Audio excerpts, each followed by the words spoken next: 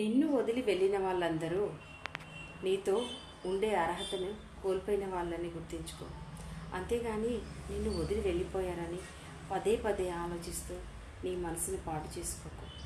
అర్థమవుతుందా మిత్రమా? అర్థం చేసుకోండి. నీతో ఉండే అర్హత వాళ్లకు లేదు కాబట్టి వాళ్ళని నీకు ఆ భగవంతుడు దూరం చేశాడు. అది తెలుసుకో. అంతకన్నా గొప్పవాళ్ళు, అంతకన్నా నిన్ను ప్రేమించేవాళ్ళు, నిన్ను చాలా గొప్పగా చూసుకునే వాళ్ళు నీ జీవితంలోకి వస్తారేమో, ఇస్తాడేమో ఆ భగవంతుడు. అదే ఆలోచించు. కానీ వెళ్ళిపోయిన వాళ్ళ కోసం ఎప్పుడు బాధపడకు. ఓకేనా? వీడియో నచ్చితే లైక్ చేయండి, కామెంట్ చేయండి, నా వీడియోస్ని సబ్స్క్రైబ్ కూడా చేసుకోండి నా ఛానల్ని. అలాగే ఈరోజు వీడియో ఫుల్ వీడియో ఒకటి సెండ్ చేస్తాను, తప్పకుండా వాచ్ చేయండి. నిన్న శ్రీరామనవమి రోజు జరిగిన వీడియో ఒకటి వ్లాగ్ పెడతాను ఈవినింగ్, తప్పకుండా